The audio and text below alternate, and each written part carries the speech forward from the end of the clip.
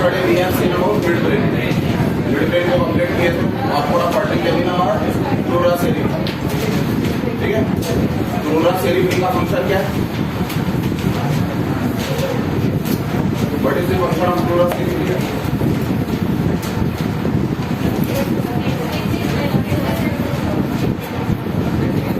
बराबर बोलो, अच्छे से सुनाइए, समझा आगे वाले को।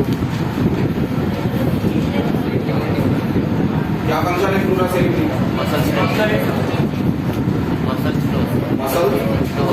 मसल टोन मेंटेन करना।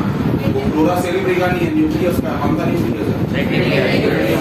फंक्शन किसका पूरा? Pleura cerebrum. इसके पहले भी बता, स्पेसिफिक नहीं है।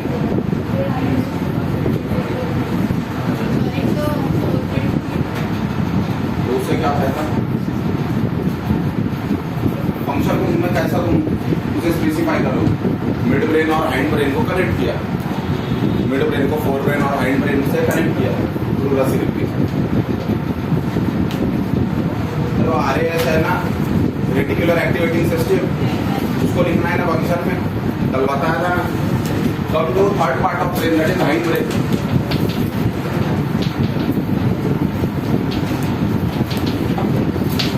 हाइंड ब्रेन की तरफ, हाइंड ब्रेन में सबसे पहला पार्ट जो है that is cerebellum.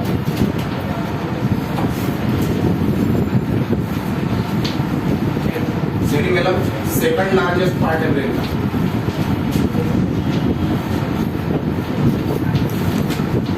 Second largest part of brain, ठीक है। ये जो सेरिबेलम है, ये सेरिबेलम में सेरिबेलार हेमिस्फीयर रहते हैं। क्या रहते हैं? सेरिबेलार हेमिस्फीयर। सेरिब्रम में अपन सेरिब्रल हेमिस्फीयर लिखे थे, याद आ रहा है? वो सेरिब्रल थे, ये सेरिबेलार है। फर्क है ना दोनों में?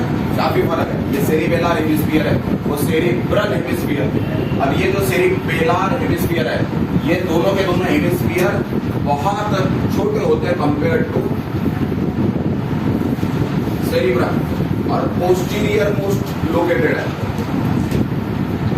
दो डायग्राम बना है।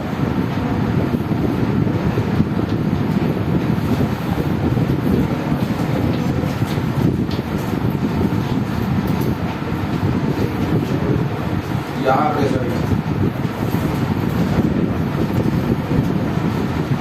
ये जो ऐसा फैन शेप पार्ट दिखा रहा है अपन, दिस इज सेरिबेलम। ये है सेरिबेलम। कहाँ प्रेजेंट है सेरिबेलम? ये एंटीरियर पार्ट है, ये पोस्टीरियर पार्ट है। कहाँ प्रेजेंट है? पोस्टेरो इन्फीरियर, पोस्टेरो इन्फीरियर, ठीक है। अब ये जो दोनों पार्ट है सेरिबेलार हेमिस्फीयर, ये दोनों सेरिबेलार हेमिस्फीयर के पार्ट आपस में इंटरकनेक्टेड है एक बैंड से। ये ट्रांसवर्स बैंड है, ये ट्रांसवर्स बैंड ने इसको आपस में इंटरकनेक्ट करके रखा है। एक कमीशर प्रेजेंट रहेगा, उस कमीशर का नाम यहाँ पे है वर्मिस। तो अपने पास तीन कमीशर है, एक है सेरिब्रम का, एक है डायनसेफलम का और तीसरा है सेरिबेलम का। और तीनों कमीशर कैसे अटैच्ड है? क्रॉस बैंड है, ठीक है, क्रॉस लिंकली अटैच्ड है। अब ये जो सेरिबेलम है, ये सेरिबेलम में अपने को मैटर देखने मिलता है। मैटर दो तरह का हो सकता है, ठीक है। एक होगा आउटर और एक होगा इनर। आउटर हमेशा रहेगा ग्रे मैटर, ठीक है। आउटर रहेगा ग्रे मैटर और इनर रहेगा व्हाइट मैटर। इसमें भी अपने को कन्वर्जन दिखने मिलते हैं, जिसको अपन गायरी एंड सल्साई बोले थे, याद आ रहा है क्या? तो गायरी एंड सल्साई प्रेजेंट है। ये गायरी और सल्साई एलिवेशन और डिप्रेशन है, जिससे बहुत अच्छे से कन्वर्जन होते हैं। अब यहाँ पे एक पार्ट जो बड़ा स्पेसिफाइड करके सेरिबेलम में दिखता है, वो ये कि ये जो सेरिबेलम है, ये सेरिबेलम में, ये इस तरह के सेरिबेलम में अपने को बाहर दिख रहा है ग्रे मैटर। तो ये जो बाहर कर रहा हूँ मैं dark, this is grey matter. अंदर का हुआ व्हाइट मैटर, तो अंदर का पूरा व्हाइट मैटर है, और ये ग्रे मैटर यहाँ से ऐसे स्पाइक के तौर पर अंदर आता है, दिख रहा है? तो इन्वेजिनेट हुआ वो अंदर। ये जो इन्वेजिनेट हुआ, तो यहाँ पे ट्री शेप की एक डायग्राम बनी। कौन से शेप की? Tree shape. अब इसे ट्री शेप बोलते हैं, या कोई किताब इसे फैन शेप लिखती है, ठीक है। दोनों में से कोई भी एक वर्ड यूज किया जाता है, ट्री शेप हो या फैन शेप हो, पर इसे बोला जाता है एर्बोर विटाई। एर्बोर विटाई नाम का एक टर्मिनोलॉजी यूज किया जाता है ये फिनोमिनन को दिखाने के लिए। Arbor vitae is nothing but invagination of grey matter inside the white matter, ठीक है। जो ग्रे मैटर है उसका इन्वेजिनेशन हो रहा है, कहाँ हो रहा है? व्हाइट मैटर में। क्यों? क्योंकि ग्रे मैटर बाहर है, व्हाइट मैटर अंदर है। ठीक है, और ये हमेशा याद रखना है ब्रेन के कौन से पार्ट में कौन सा मैटर कहाँ है, वो बहुत इंपॉर्टेंट है। ग्रे मैटर अंदर है या व्हाइट मैटर अंदर है। क्यों? क्योंकि जैसे जैसे अपन स्पाइनल कॉर्ड की तरफ जाते हैं अल्टरनेशन देखने मिलता है। सेरिब्रम ने स्टार्ट किया था, ग्रे मैटर बाहर, व्हाइट मैटर अंदर। ये सेरिब्रम से स्टार्ट हुआ था, तो ये फिनोमिनन अब तक मेंटेन है। पर जैसे ही अपन पॉन्स पे जंप करेंगे, पॉन्स में उल्टा हो जाएगा, व्हाइट मैटर बाहर हो जाएगा, ग्रे मैटर अंदर हो जाएगा, यानी रिवर्सल फिनोमिनन देखने मिल रहा है। तो ट्यूब जो है वो ओपन हो गया, उल्टा फोल्ड होना स्टार्ट हो गया। कौन सा ट्यूब? Neural tube. ठीक है, जो स्टार्टिंग में पहले क्लास में बात की थी अपन ने, ectoderm, neural plate, neural tube, ganglion. ठीक है, सो दिस इज आर्बोरेटा। अब इसके बाद फंक्शन, क्या फंक्शन है सेरिबेलम का? सेरिबेलम के फंक्शन बड़े ही पिक्यूलर है और बहुत काम के। सबसे पहला फंक्शन सेरिबेलम का मस्क्यूलर मूवमेंट को कंट्रोल करना, control muscular movement and equilibrium. Muscular movement को कंट्रोल कर रहा है। मस्कुलर मूवमेंट कौन सी है अपनी बॉडी? कौन सा तरह की मूवमेंट? मसल की मूवमेंट हो रही है अपनी बॉडी में, और कौन से तरह की मूवमेंट है? Voluntary movement. यानी ये कौन से मूवमेंट को कंट्रोल कर रहा है? Voluntary movement. तो वॉलेंटरी मूवमेंट को कंट्रोल करने का काम है इसका। उसके साथ साथ इक्विलिब्रियम करने का काम है। What do you mean by equilibrium?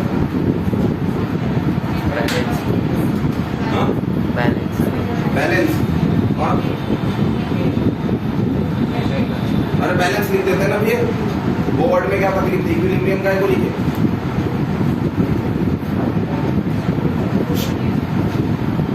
What do you mean by equilibrium? बात नहीं करने का,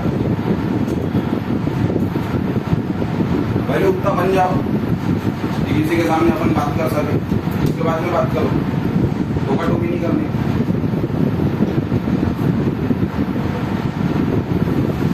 बैलेंस अलग चीज है, इक्विलिब्रियम अलग चीज है। क्या फर्क है तुम?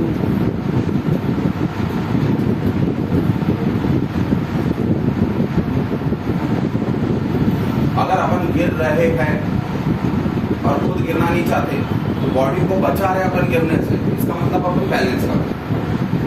यानी बैलेंस करने के लिए कुछ तो भी प्रॉब्लम होना जरूरी है। गिर रहे ये प्रॉब्लम है ना। अगर गिर नहीं रहे होते तो बॉडी को अपन बैलेंस करते क्या? गिरना जरूरी था, गिर रहे थे इसीलिए तो बैलेंस कर रहे हैं। ऑन दी अदर हैंड अगर इक्विलिब्रियम की बात करते हैं तो इक्विलिब्रियम एक ऐसा फिनोमिनन है जहाँ पे बॉडी कोशिश करती है कि बॉडी गिरी, यानी प्रॉब्लम होने के पहले ही उसे रोको, और बैलेंस प्रॉब्लम होने के बाद, पूरा होने के पहले रोको। और समझ में आ रहा है? बॉडी प्रॉब्लम होने की राह नहीं देखती, होने को ही रोकती है, यानी इक्विलिब्रियम का। बॉडी बैलेंसिंग की तरफ ज्यादा फोकस नहीं करती, वो इक्विलिब्रियम की तरफ फोकस करती है। अब बैलेंसिंग और इक्विलिब्रियम में फर्क, जैसा फॉर एग्जांपल बैलेंसिंग भी इसका काम है, पर बैलेंसिंग से ज्यादा फोकस इक्विलिब्रियम की तरफ है। बैलेंसिंग का अगर अपने को देखना है एग्जांपल, तो अपन सीढ़ियों से उतर रहे थे, पहली सीढ़ी, दूसरी सीढ़ी, तीसरी सीढ़ी, तीसरी सीढ़ी के बाद चौथे सीढ़ी के बजाय अपना पैर डायरेक्ट पांचवी सीढ़ी पे, पैर अपना स्लिप हो गया तो चौथे सीढ़ी के बजाय पांचवी सीढ़ी पर अपना पैर गया। जाने देखिए क्या अपनी बॉडी को ऊपर कुछ एक्शन होगा या नहीं होगा, कुछ हाथ वगैरह अपन साइड में पकड़ने की कोशिश करेंगे। ये सडन इंस्टेंटेनियस हो रहा है, अपने को पूछा जा रहा है कि वॉलेंटरी ऐसा करो या ना करो, ब्रेन अपने को नहीं पूछता। ये जो रिफ्लेक्स हो रहा है, दिस इज बैलेंसिंग। ये जो बताइए बैलेंसिंग, और ये भी फंक्शन है सेरिबेलम का, पर इससे ज्यादा इंपॉर्टेंट है इक्विलिब्रियम। इक्विलिब्रियम का फंक्शन यानी देखो, इक्विलिब्रियम यानी जब अपनी बॉडी चल रही है, जैसा फॉर एग्जांपल वॉकिंग कर रहा है, तो जब मैंने लेफ्ट पर आगे किया, लेफ्ट पर आगे करते से ही मेरा राइट हैंड ऑटोमेटिकली आगे हो जाएगा। लेफ्ट हैंड आगे होगा क्या? वो है इक्विलिब्रियम। अरे वो है इक्विलिब्रियम। क्यों? देखो फिजिक्स सही है, जैसे ही लेफ्ट हैंड आगे किया, उसने राइट हैंड को आगे किया लेफ्ट पैर के साथ, ठीक है, लेफ्ट हैंड को आगे नहीं किया। क्यों? क्योंकि लेफ्ट हैंड आगे करने के बाद अभी पॉसिबिलिटी है कि मैं या तो ऐसा गिर सकता हूँ इस डायरेक्शन में, या तो ऐसा गिर सकता हूँ इस डायरेक्शन में। ये पैर इधर होने के कारण मैं इधर गिर सकता क्या? नहीं। पर इधर गिर सकता क्या? नहीं। वीक पॉइंट क्या है गिरने के? या तो इस डायरेक्शन में या तो इस डायरेक्शन में। ये और ये पिक्चर।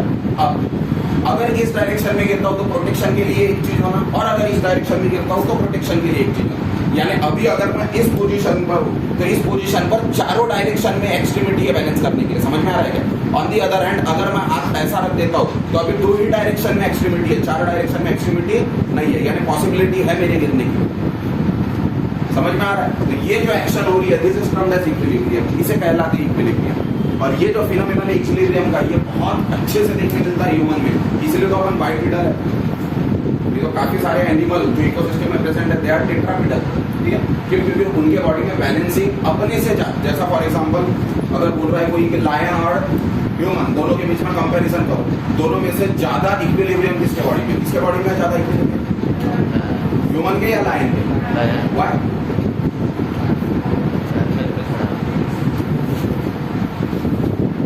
क्यों? उसके लिए बेसिक आंसर ऐसा दे सकते कि सर लायन जो है वो 4 पैर पर चल रहा है, ह्यूमन जो है वो 2 पैर पर चल रहा है, तो ज्यादा पॉसिबिलिटी गिरने की किसकी है? ह्यूमन की। इसका मतलब ज्यादा इक्विलिब्रियम पर कौन है? लायन ज्यादा इक्विलिब्रियम पर है क्योंकि वो गिरने की चांसेस कम है उसके।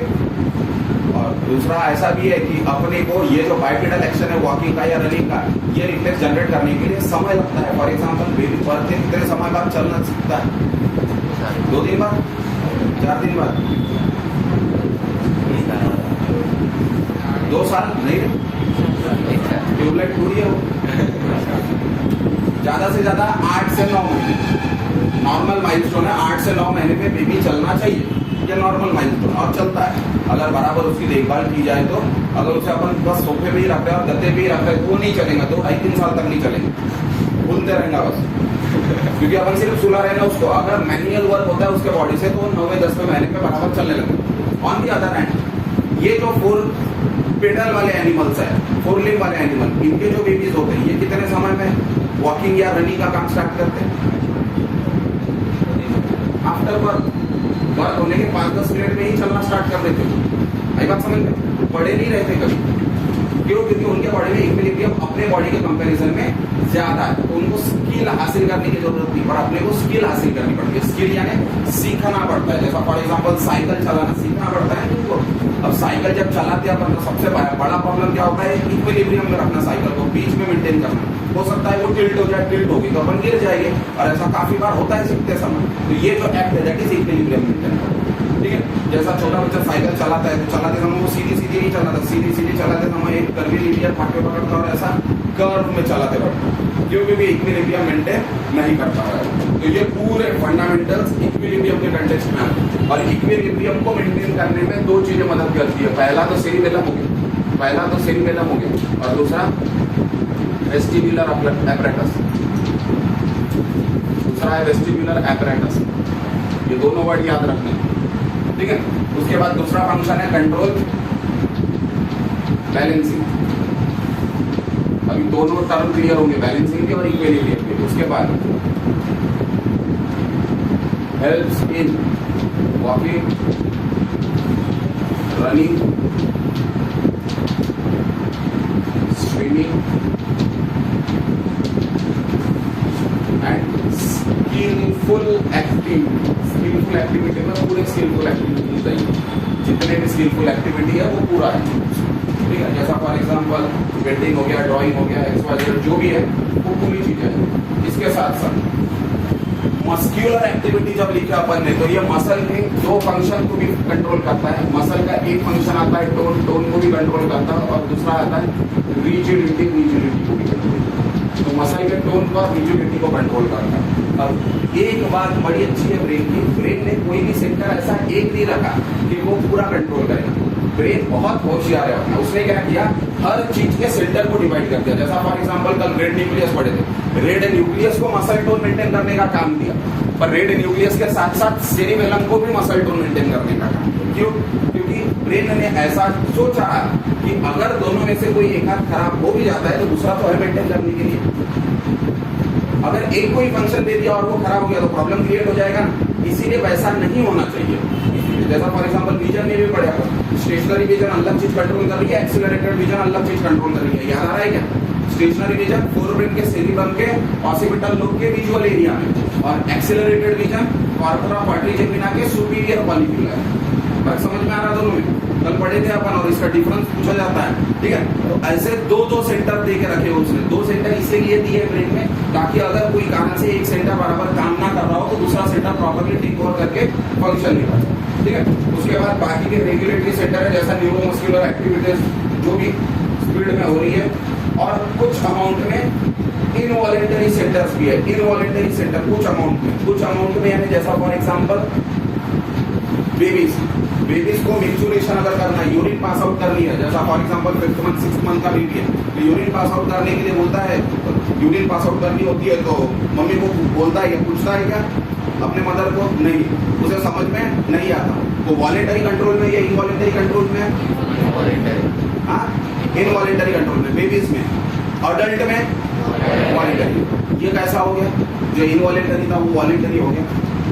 ये जो चेंज हो रहा है ये बड़ा कैरेक्टरिस्टिक फीचर हो गया ना वो एक्सक्रीटरी सिस्टम का, इसीलिए क्योंकि कोई चीज जो इनवॉलेंटरी कंट्रोल में थी वो इनवॉलेंटरी से वॉलेंटरी कंट्रोल में किस तरह से चेंज हो सकती है? जो अपने विल पावर में नहीं था वो अपने विल पावर में कैसे आ रहा है? ये थोड़ा सा अटपटा हो गया ना सुनने के लिए, यानी अजीब लग रहा है कि ऐसा कैसा हो गया, कोई सेंटर जो अपने विल पावर के कंट्रोल में नहीं था वो अपने विल पावर में आ रहा है। इसका मतलब उसमें बहुत बड़े डायनेमिकल चेंजेस हो रहे हैं। वैसा नहीं हो रहा है, वो एक्चुअल में पहले से वॉलेंटरी कंट्रोल में ही है, वो पहले से वॉलेंटरी कंट्रोल में ही है। और वॉलेंटरी कंट्रोल कौन कंट्रोल कर रहा है? सेरिबेलम। तो सेरिबेलम के ही कंट्रोल में है वो, ठीक है। अपना तो सेरिबेलम के कंट्रोल में क्योंकि वॉलेंटरी कंट्रोल में। अब रही बात बेबीज की, तो बेबीज में वो प्रॉपर डेवलप होने का, कौन प्रॉपर डेवलप होने का? सेरिबेलम खुद प्रॉपरली डेवलप होने का। क्यों? क्योंकि सेरिबेलम में काफी हद तक फंक्शन कहाँ से आते हैं? स्किलफुल एक्टिविटी से। और स्किलफुल एक्टिविटी की अगर बात करते हैं तो वो with experience with practice generate की जाती है, ठीक है। पहले दिन बच्चे ने पेंसिल पकड़ी और कैलियोग्राफी लिखना स्टार्ट किया, ऐसा पॉसिबल है क्या? नहीं है। क्यों? क्योंकि स्किल को जनरेट करना पड़ेगा, वो स्किल को जनरेट करने के लिए समय लगेगा। तो ऐसा स्टैंडर्ड समय जाने के बाद वो पूरा इनवॉलेंटरी फंक्शन एक्चुअल में वॉलेंटरी में कंट्रोल होगा। वैसे बेबीज में जो यूरिन पास आउट होती है वो पूरी की पूरी इनवॉलेंटरी कंट्रोल में नहीं होती, ठीक है। उसको क्लियर कट इनवॉलेंटरी फंक्शन नहीं बोल सकते, क्योंकि अगर उसे इनवॉलेंटरी फंक्शन बोलते हैं तो ये प्रूव करना बड़ा डिफिकल्ट है कि वो जो फंक्शन वो कैसे शिफ्ट हुआ इनवॉलेंटरी से वॉलेंटरी में, क्योंकि अपने में वॉलेंटरी है फंक्शन, और फंक्शन ऐसा कभी शिफ्ट नहीं हो सकता, ठीक है। कभी ऐसा नहीं हो सकता कि वो इनवॉलेंटरी से डायरेक्ट वॉलेंटरी हो जाए या वॉलेंटरी से इनवॉलेंटरी हो जाए। ऐसा कभी नहीं होगा कि हार्ट अभी इनवॉलेंटरी फंक्शन है, हार्ट बीट यानी हार्ट जो कॉन्ट्रैक्ट हो रहा है वो इनवॉलेंटरी फंक्शन है, और कुछ समय बाद वो तुम्हारे विल पावर के कंट्रोल में आ गया और वॉलेंटरी फंक्शन हो। It is not possible. या कोई ऑर्गन वॉलेंटरी था बाद में इनवॉलेंटरी हो गया, इट इज नॉट पॉसिबल। आई बात समझ में? वो बहुत बड़ा डायनेमिक चीज रहता है और उसे प्रूव करना बहुत डिफिकल्ट है, इसलिए वैसा बोल नहीं सकते अपन। आज तक अपने को कुछ चीजें समझ में नहीं आई है ब्रेन की, मैं पहले भी बताया था। काफी सारी चीजें जो कंटिन्यूसली R&D के प्रोसेस में, रिसर्च एंड डेवलपमेंट के प्रोसेस में चल रही है कंटिन्यूसली। जैसे जैसे तुम देखते रहोगे चीजों को 6 महीने 12 महीने बाद कुछ ना कुछ अमाउंट में चेंजेस देखने मिलते हैं, ठीक है। इसके बाद सेकंड पार्ट कौन सा है? पॉन्स वैलो।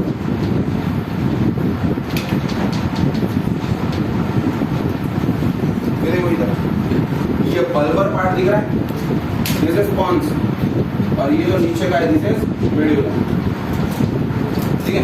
तो ये जो पॉन्स है ये पार्ट है, इसका पार्ट है पार्ट ऑफ ब्रेन स्टेम, और ब्रेन स्टेम यानी एंड है ब्रेन का, हाइंड ब्रेन का एंड है, जहां पे हाइंड ब्रेन टर्मिनेट हो रहा है। ये हाइंड ब्रेन टर्मिनेट हो रहा है इसलिए उसे एंड बोल रहा है। ब्रेन स्टेम की अगर बात करते हैं, हाइंड ब्रेन की बात करते हैं तो उल्टा ट्रायंगल दिख रहा है, उल्टा ट्रायंगल है। थोड़ा सा इमेजिन करो, ये एक एंड हो गया, ये एक एंड हो गया, और ये एक एंड हो गया। ऐसे अगर जोड़ते अपन तो अपने को ट्रायंगल दिखेगा, और वो ट्रायंगल कैसा है? Upside down. तो अपसाइड डाउन ट्रायंगल समझ में आ रहा है। ये जो पॉन्स वैरोला है, ये पॉन्स वैरोला में अपने को बल्बर स्ट्रक्चर देखने मिल रहा है, और पिडंकल प्रेजेंट होता है, पिडंकल प्रेजेंट होता है। ये जो पॉन्स है, पॉन्स के फंक्शन सबसे ज्यादा इंपॉर्टेंट है, इससे ज्यादा कोई कुछ नहीं पूछेगा, क्योंकि काफी सारी चीजें उसकी अननोन है अभी भी, ठीक है। What are the functions of pons? अब ये जो पॉन्स है, ये पॉन्स मेड्यूला का असिस्टेंट, ये जो मेड्यूला है ना, ये मेड्यूला का असिस्टेंट है, मेड्यूला का राइट हैंड है, ऐसा भी बोल सकते हैं, ठीक है। डायरेक्टली किसे मदद करता है? वो मेड्यूला, मेड्यूला के हिसाब से फंक्शन करता है, और मेड्यूला को जो चाहिए वो उसे ला के देता है। सेक्रेटरी है वो मेड्यूला। अब मेड्यूला का इसीलिए राइट हैंड है या सेक्रेटरी है क्योंकि मेड्यूला बहुत बड़ा आदमी, इसीलिए तो उसको सेक्रेटरी लग रहा।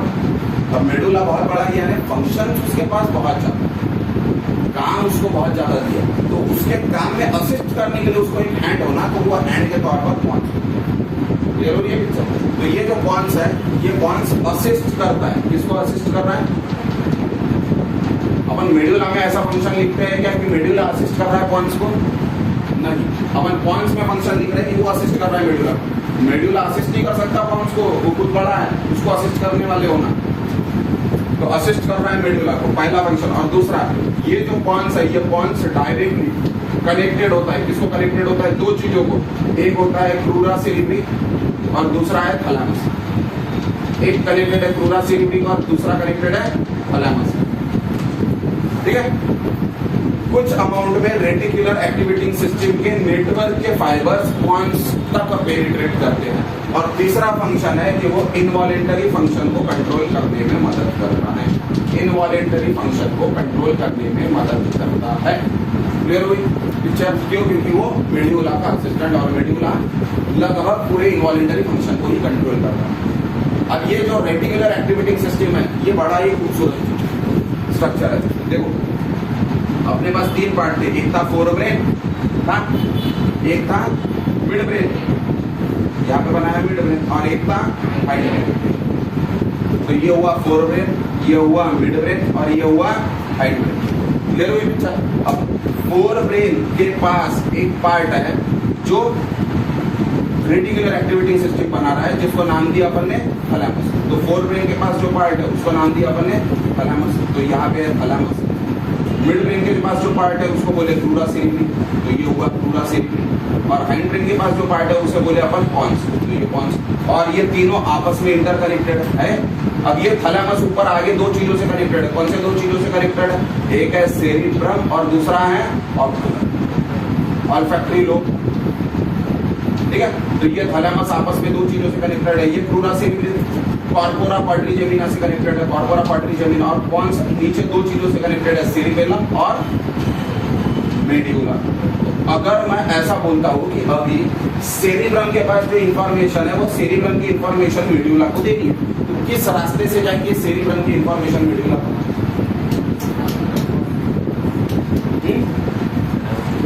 सेरिब्रम के पास जो इंफॉर्मेशन है वो उसे मेड्यूला को पहुंचानी है, तो कैसे जाएंगे मेड्यूला?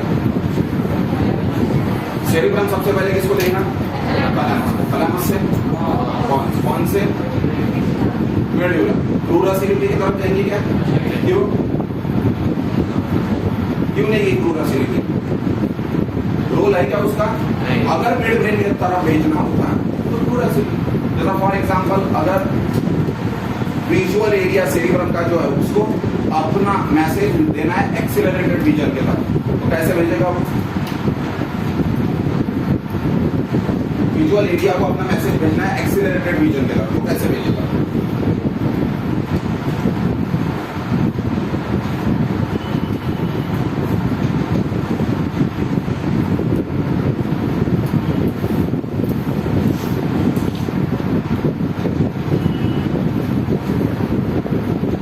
अरे विजुअल एरिया कहाँ प्रेजेंट है? फोरब्रेन में, मिड ब्रेन में।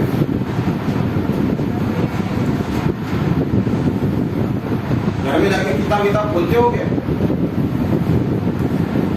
कहाँ है विजुअल एरिया?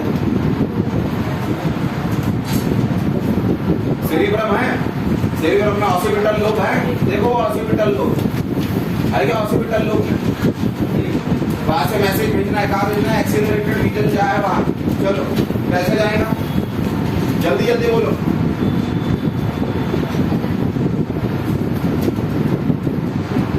अरे सबसे पहले आएगा सेरिब्रम में, सेरिब्रम से जाएगा थैलेमस में, थैलेमस से जाएगा क्रूरा सेरिब्री में, और क्रूरा सेरिब्री से जाएगा कॉर्पोरा क्वाड्रिजेमिना, कॉर्पोरा क्वाड्रिजेमिना के कौन से पार्ट में जाएगा? कॉर्पोरा क्वाड्रिजेमिना के कौन से पार्ट में जाएगा? सुपीरियर कॉलिक्यूलर। बाकी जिसको समझ में नहीं आ रहा हो पूरे ठंडे वस्ते में, तुम एक तो 5 साल का प्लान बनाओ, 5 ईयर प्लान बनाओ। गवर्नमेंट ने तो ड्रॉप कर दिया, तुम बनाओ पंचवर्षीय योजना भी। 5 ईयर प्लान बनाओ, 1-1.5 साल से तुम्हारे से क्लियर नहीं होगा, 1-1.5 साल में हो। पहली चीज। और दूसरा, या तो स्ट्रीम चेंज करने के बारे में सोचो। आर्ट्स, एमसीबीसी, पॉलिटेक्निक, उधर कुछ अगरबत्ती जल जाएंगी अपनी, इधर तो मुश्किल है बेटा, मुश्किल है यानी वो 50-55 के ऊपर अपने को कुछ नहीं मिलने वाला, और वैसे में वो कोई मतलब नहीं रखता। तीसरा पार्ट मेड्यूला, मेड्यूला का फुल फॉर्म क्या है? Medulla oblongata.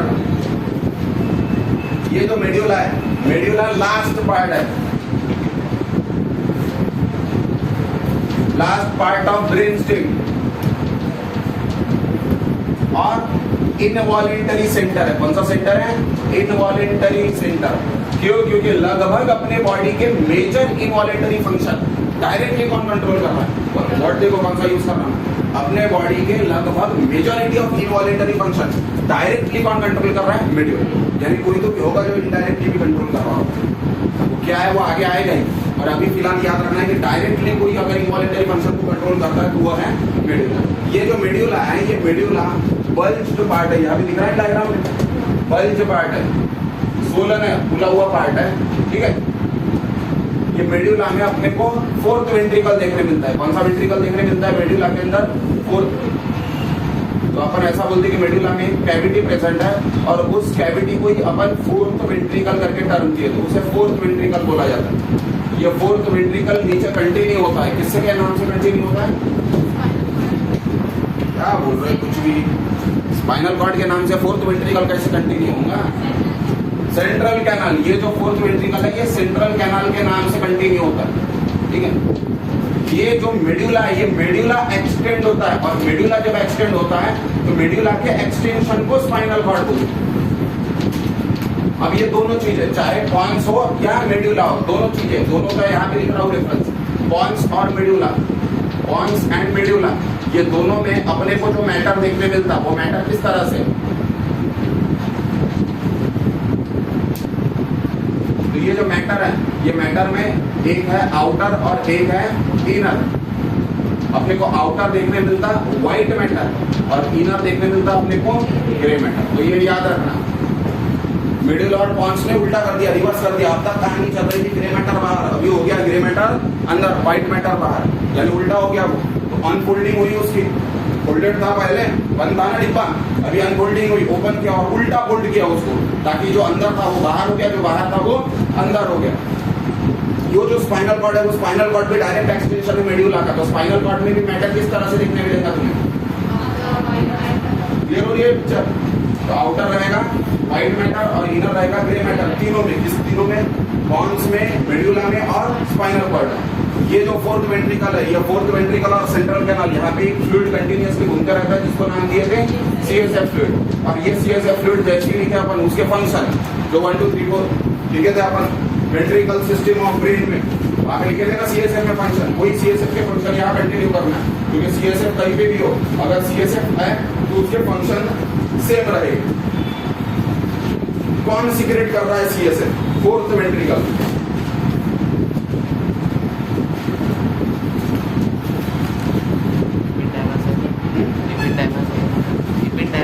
इपिंडाइमा सेल, किसके इपिंडाइमा सेल?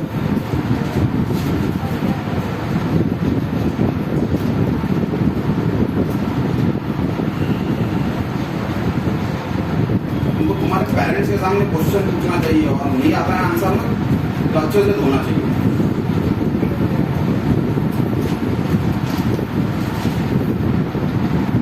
प्रोग्राम करना चाहिए, ज्यादा टॉक्सिक हो रहा है।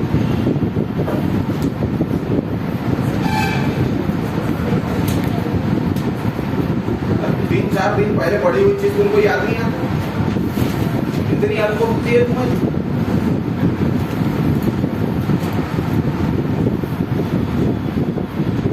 अरे इपिंडाइमा सेल कहाँ प्रेजेंट रहते हैं? ब्रेन में। एक ही तो जगह प्रेजेंट रहते हैं, क्या है वो? वेंट्रिकल्स पढ़े क्या अपन ब्रेन के? वो वेंट्रिकल के रूप को क्या नाम दिए थे? हाँ, जोर से बोलो। Choroid plexus. क्या बोले थे? हाँ, कोरॉइड प्लेक्सस के पार्ट है। कौन से पार्ट है? एंटीरियर और कौन सा रहेगा मेड्यूला में? कब बोलूंगे जब मैं पूछ रहा हूँ किसके इपिंडाइमा सेल है? पोस्टीरियर कोरॉइड प्लेक्सस के इपेंडाइमासेल कहाँ प्रेजेंट रहेंगे? रूफ ऑफ फोर्थ वेंट्रिकल में। और वो रूफ ऑफ फोर्थ वेंट्रिकल में जो पोस्टीरियर कोरॉइड प्लेक्सस है उसके इपेंडाइमासेल्स ये सब सीक्रेट करेंगे। अब आओ फंक्शन की तरफ। मेडुला के क्या फंक्शन है? चलो, इनवॉलेंटरी फंक्शन है। इनवॉलेंटरी फंक्शन कौन कौन सा फंक्शन है? बोलो जल्दी।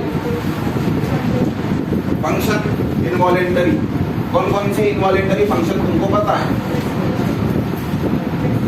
पहला रेस्पिरेशन। चलो रेस्पिरेशन बोलते जाओ जल्दी। रिफ्लेक्स एक्टर नहीं, रिफ्लेक्स नहीं। हार्ट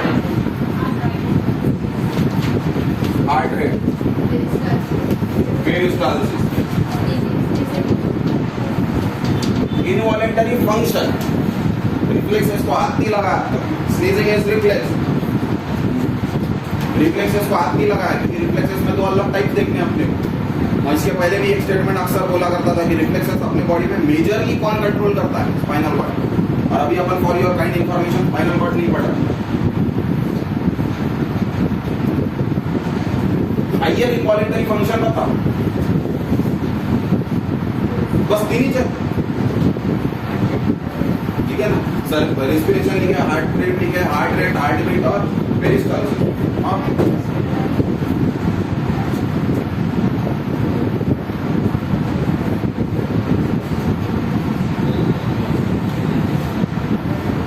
बोलो बोलो।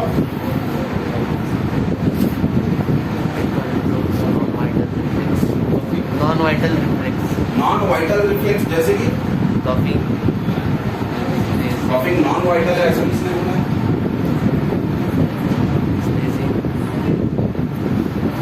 देखो रिफ्लेक्स रिफ्लेक्स बार बार बोल रहे हो।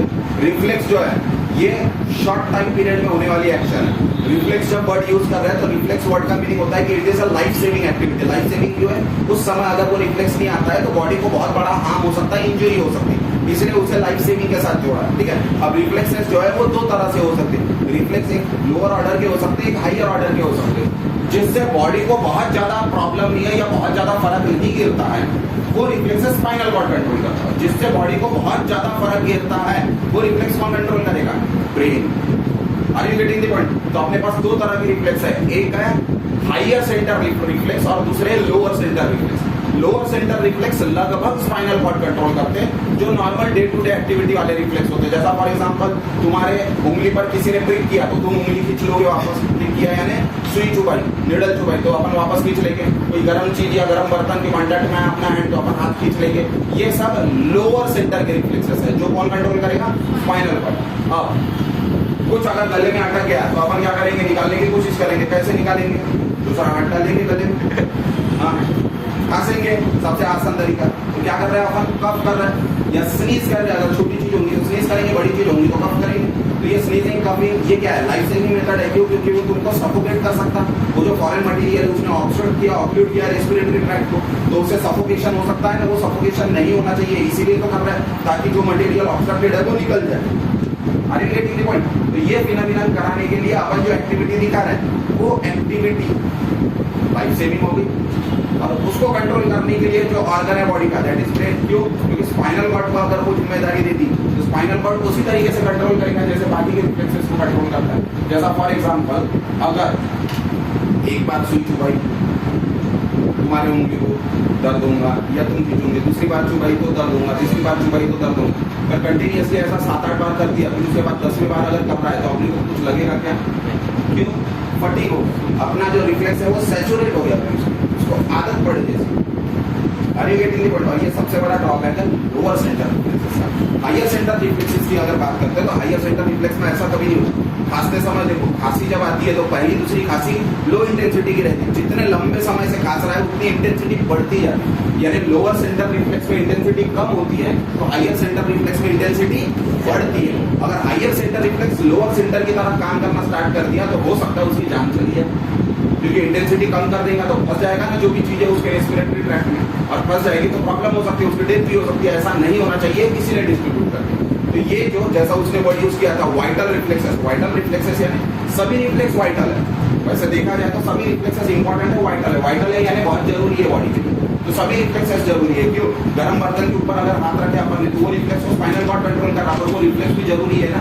क्यों? क्योंकि अगर वो हाथ नहीं उठाया अपन ने तो वो हाथ जल जाएगा शायद, और जल जाएगा तो बॉडी को ही इंजरी होगी, बॉडी को ही हार्म होगा, बॉडी को ही प्रॉब्लम होगा ना। तो रिफ्लेक्सेस पूरे ही वाइटल होते हैं, और वाइटल में कुछ रिफ्लेक्सेस की डायरेक्ट लाइफ सेविंग वैल्यू होती है। लाइफ सेविंग यानी जिन रिफ्लेक्सेस के कम ज्यादा होने के कारण लाइफ के खत्म होने के चांसेस ज्यादा रहते हैं, लाइफ एंड होने के चांसेस ज्यादा रहते हैं, वैसे रिफ्लेक्सेस को लाइफ सेविंग रिफ्लेक्सेस बोलते हैं। और वो लाइफ सेविंग रिफ्लेक्सेस कौन कंट्रोल करता है? मेडुला। जैसे कि यॉर्निंग है, स्नीजिंग है, कफिंग है। स्नीजिंग, कफिंग और यॉर्निंग, तीनों के मीनिंग पता है? खांसना, छींकना और यॉर्न करना। यॉर्न में तो अपन मास्टर यहाँ पे 4-5 घंटे बैठे बैठे अपन को कोई एक काम कर, दूसरा काम शायद अपने को ठीक है। इसके साथ साथ दिमाग घूम गया, कभी वोमिटिंग, दिमाग घूम गया है, नॉजिया फीलिंग, उल्टी हो रही है, उल्टी जैसा लग रहा है, दोनों में फर्क है ना। उल्टी जैसा लग रहा है यानी नॉजिया, पहले नॉजिया आएगा बाद में वोमिटिंग आएगी, वोमिटिंग होने के बाद नॉजिया कभी नहीं, तो पहले उल्टी जैसा लगता बाद में उल्टी होती है, सिंपल सी बात है। वोमिटिंग, वोमिटिंग के बाद स्वेलोइंग, वेरी गुड, तो स्वेलोइंग, स्वेलोइंग, ठीक है। इसके साथ साथ वहाँ पे थर्मोस्टेट का भी सेंटर होता है। थर्मोस्टेट यानी जिसको होम्योस्टेसिस मेंटेन करना बोलते हैं ना, तो होम्योस्टैटिक सेंटर भी प्रेजेंट होता है मेडुला। होम्योस्टैटिक सेंटर पूरे बॉडी का एटमॉस्फेयर या इंटरनल एनवायरनमेंट मेंटेन करने की कोशिश करता है।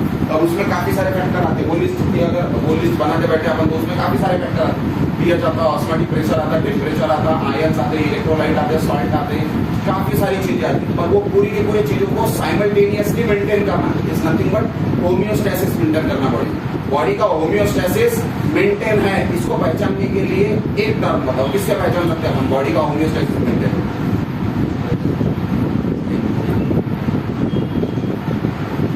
काफी सारे फैक्टर अफेक्ट कर सकते हैं होम्योस्टेसिस को, पर होम्योस्टेसिस पहचानने के लिए एक ही फैक्टर को हमेशा यूज किया जाता है। उसी से पहचानते हैं अपन की होम्योस्टेसिस नॉर्मल है या नहीं।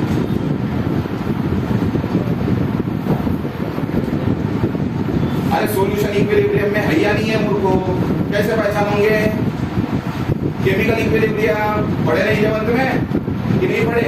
हाँ, कैसे पहचानोगे सॉल्यूशन इक्विलिब्रियम पर है या नहीं है?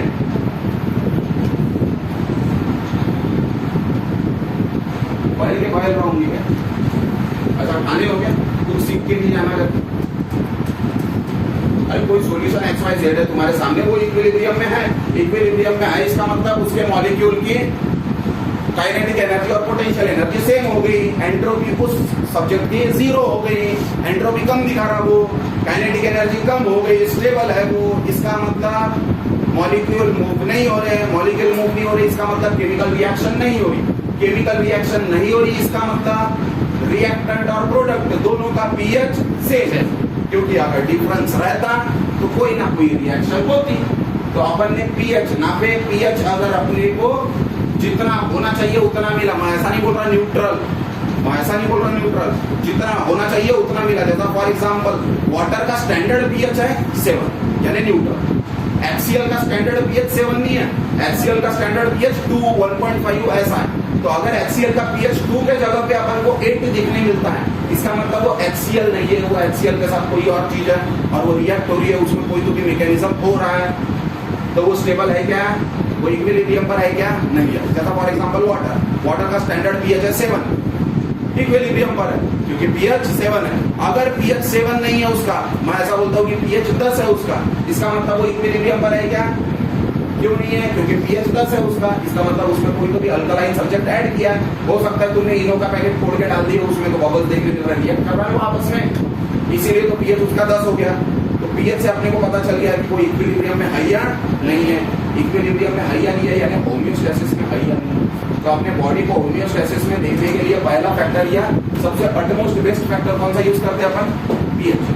ब्लड का pH ले लो, अगर ब्लड का pH नॉर्मल है इसका मतलब होम्योस्टेसिस मेंटेन है, ब्लड का pH अगर शिफ्ट हो रहा है इसका मतलब होम्योस्टेसिस में प्रॉब्लम है। लड़का पीएच नॉर्मल लिखता रहता है। फिर देखिए रेंज बतानी हो 10 बार बताया ना, 7.4 नहीं बोलने का, 7.35 to 7.45 और उसका एवरेज मीन 7.4। 7.4 ही होना चाहिए, ऐसा नहीं 7.39 अगर रहा तो वो नॉर्मल नहीं है क्या? नॉर्मल है। 7.41 रहा तो वो नॉर्मल नहीं है क्या? नॉर्मल है। अरे गेटिंग फर्क है ना, नॉर्मल है वो भी। और वो 10 वैल्यूज मिलती है अपने को, 10 वैल्यू मिलेगी ना, 7.35 से 7.45 की 11 वैल्यूज मिलेगी, 10 वैल्यूज मिलेगी, ठीक है। क्यों? क्योंकि 7.45 को काउंट नहीं करते अपन, 7.44 तक काउंट करते। समझ में आ रहा है? 7.45 को अगर काउंट किए तो वो 2 डिजिट में कैसा हो जाएगा? उसका डेसिमल नेक्स्ट डिजिट लेंगे अपन, तो उसको लिखते समय 7.45 के जगह क्या लिखेंगे अपन? 7.5। अरे 4 तक पहले वैल्यू लेते, 5 के बाद अगले टर्म लेते, अगला डिजिट लेते ना अपन डेसिमल में। लोअर क्लासेस में इतना तो पढ़े होंगे, 7वीं 8वीं तक ये भी नहीं पढ़े ना उतना, तो क्या लिखेंगे अपन? 7.45 को 7.5। और जैसे बोल रहे हो तो पीएच 7.5 कहाँ 7.4 कहाँ 7.5, बहुत रेस हो गया वो। और एक पॉइंट से अगर पीएच रेस होता तो हाइड्रोजन आयन कितने रेस होते? पीएच कैलकुलेट किए ना लॉग में, लॉग को तो बहुत इस्तेमाल करते थे और सटीक तरीके से इस्तेमाल करते। अरे लॉग की मदद से पीएच कैलकुलेट किए कि नहीं किए? नहीं किए ना, करेंगे 4-5 साल का। अरे समय का अभी क्या 17-18 साल की तो है, 25-26 तक हो जाएंगे क्लियर। कौन सी गाड़ी? So this is about brain. ये हाइंड ब्रेन का पार्ट है, तीनों पार्ट आ गए, सेरिबेलम, पॉन्स और मेडुला। हाइंड ब्रेन है, ठीक है। यहाँ पे ब्रेन कंप्लीट किया अपन ने। ब्रेन के बाद दूसरा पार्ट आता है spinal cord, central nervous system. देख रहे हैं अपन सीएनएस में सबसे पहले अपन ब्रेन कंप्लीट किया। ब्रेन के तीनों पार्ट देखे, फोर ब्रेन, मिड ब्रेन और हाइंड ब्रेन। अभी उसके बाद सेंट्रल नर्वस सिस्टम का सेकंड पार्ट है, दैट इज स्पाइनल कॉर्ड। वो स्पाइनल कॉर्ड देखेंगे कल देखेंगे अपन, ठीक है। ये जो ब्रेन पढ़े अपन, ये ब्रेन में 2 क्वेश्चन बहुत इंपॉर्टेंटली आते हैं। पहला question, draw a well labelled diagram of internal structure of brain and explain it in detail. तो अपने को तीनों पार्ट निकले, फोर ब्रेन, मिड ब्रेन और हाइंड ब्रेन। और दूसरा क्वेश्चन आता है, enumerate in detail about cerebrum. कौन? सेरिब्रम। तो सेरिब्रम के ऊपर अगर क्वेश्चन आता है तो सेरिब्रम की पूरी कुंडली बतानी है अपने, स्टार्टिंग फ्रॉम मेनिंजेस, खत्म क्या करना है आपने को? हर लोब के फंक्शन बताएंगे और पूरी चीजें बताएंगे। और अगर कंप्लीट ब्रेन के बारे में पूछता है तो हेडिंग क्या होनी चाहिए? Four brain, mid brain, hind brain. Fore brain के 3 पार्ट, मिड ब्रेन के 2 पार्ट, हाइंड ब्रेन के 3 पार्ट। और हर पार्ट के ऊपर 5-6 लाइन लिखी। दोनों क्वेश्चन में अपने आंसर में कम से कम 2 डायग्राम दिखनी चाहिए, यानी चाहे ब्रेन के ऊपर हो या सेरिब्रम के ऊपर हो, डायग्राम कितने होने चाहिए? कम से कम 2, ठीक है। और जो लैंडमार्क पॉइंट्स होते हैं, जैसे फॉर एग्जांपल कॉर्पस कैलोसम, एवेंक्युलर कमीशर, वर्मिस, ये जो नाम है ये बड़े ही प्रोमिनेंट नाम है। ये लिखने के बाद उनके नीचे पेंसिल से अंडरलाइन करने, पेन से भी करोगे चलता है। आंसर लिखते समय नहीं क्या एक अलग इंप्रेशन आती है, चेक करने वाले को समझ में आता है कि इसने ये इंपॉर्टेंट पॉइंट्स लिखे, यानी इसको काफी अच्छी इंफॉर्मेशन है। आगे गेटिंग द पॉइंट। नहीं तो बस अपन लिखते रहेंगे ग्रे मैटर, व्हाइट मैटर, सल्फा, ये फालतू की चीजें लिखते रहेंगे, इंग्लिश का ग्रामर बनाते रहेंगे और कंप्लीट करेंगे आंसर। उसके मार्क्स नहीं देगा। डायग्राम भी बराबर बनाने का, डायग्राम बना के देखो पहले रफ में, वो लास्ट मोमेंट पे बना नहीं पाएंगे अपन, कुछ भी कीड़े मकोड़े बना के आ जाएंगे, ठीक है। उसके बाद स्पाइनल कॉर्ड देखेंगे तब।